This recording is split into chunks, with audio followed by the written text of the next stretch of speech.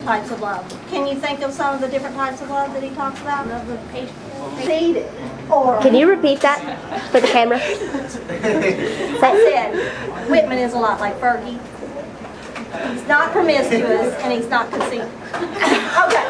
He's glamorous. Yes, he is glamorous though. But anyway, he does talk about self-love, and self-love is not a bad thing. That's a good thing. Everybody needs to love themselves, right? This is so good. And what other kinds of love does he talk about? Family. He talks about mothers, God, friendship, love for nature. Yes. Yeah.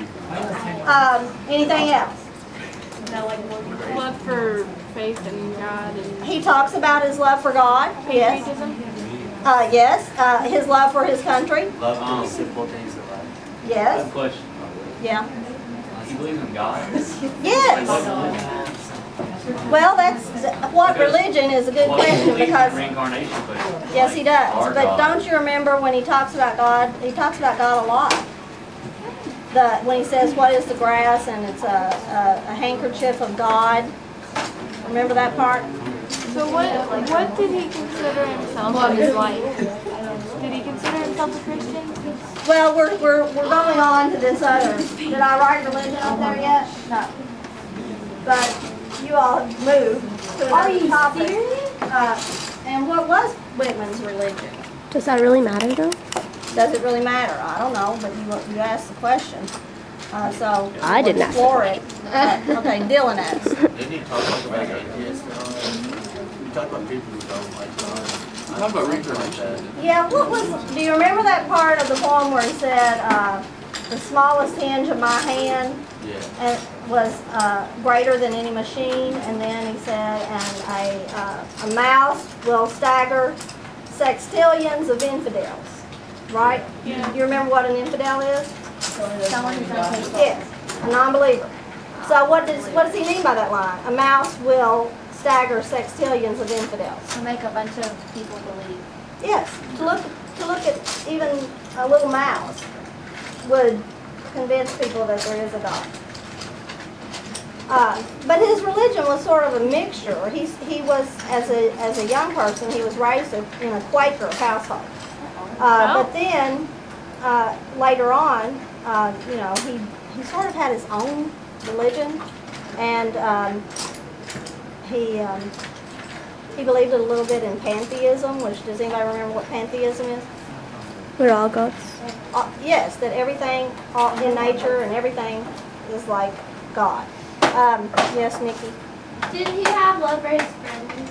Yes, yeah, we talked about friendship, and also he talked about the love between men and women, and passionate love, yes.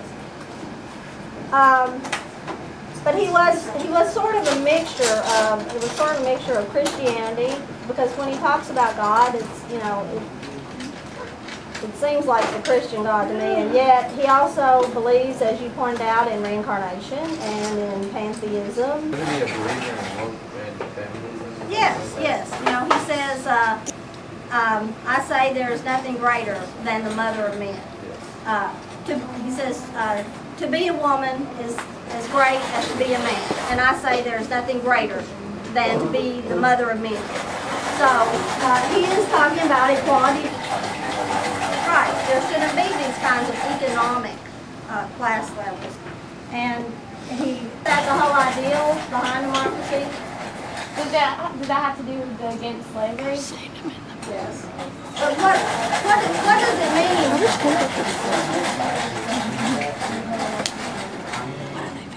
Do you have to sharpen all of those? Yeah, they're all the poet, the great poet of democracy. And this is the reason, is because of his belief that we're all equal. Isn't that what is it to be in a democracy? Everybody has the same. Everyone has an equal say. That's what we believe about democracies, that it is a government by the people, for the people, and of the people, right?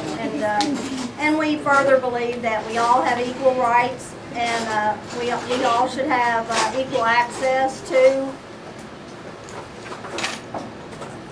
all the benefits of being an American, right? So you Don't we? can't get mad at We believe, I can't get mad at you. him. You're going to That's sharp. the only black one. Okay, yes. If I can remember one.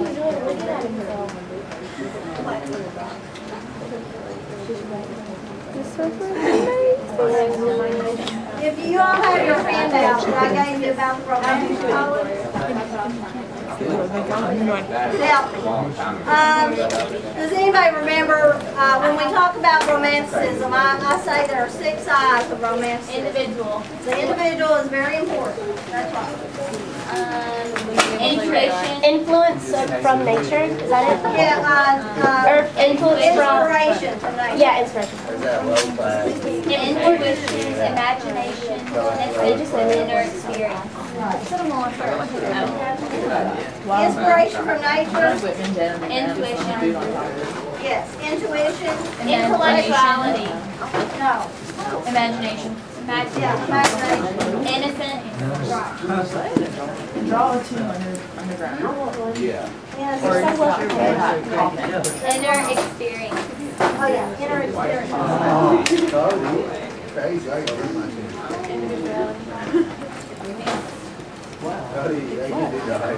Okay. These are the 6 eyes, as I put it, they felt were very important. The individual. Do you see that in Whitman's writing, that he has a great respect for the individual? Yes. How about inspiration from nature? Does Whitman seem to be inspired by nature? Yes. Very much so. Kind of. Intuition, that refers to, like, instead of knowledge from books, a kind of knowledge that comes, from something else. From Sense kind of. yeah. Or like being in touch with your feelings or your emotions. Yes. Yes. Uh-huh. Okay. And the imagination.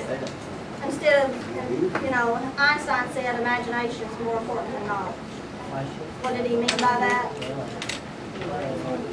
What does that mean? Knowledge. You can't gain knowledge unless you have the imagination to like think of. We can't create new knowledge, can we? Unless we have imagination. Because yes. And she said it's more important to have your own ideas than it is to just always take in other people's ideas. Of course, it is important to take in other people's ideas, but it's also of the utmost importance that we all have our own ideas so we can create new knowledge. And that's probably the most important, because what if those people in the past had not imagined these things? Then we couldn't learn about them. Somebody first had to imagine them and come up with these ideas before we could like open a book and read about them. So that's what he means by imagination is more important than knowledge. And I think Whitman thinks that, because remember that part about, he says creeds and schools and abeyance, and he says these thoughts are yours as much as they are mine, or they are nothing. And then he says, he talks about the knowledge you can get from just looking at animals.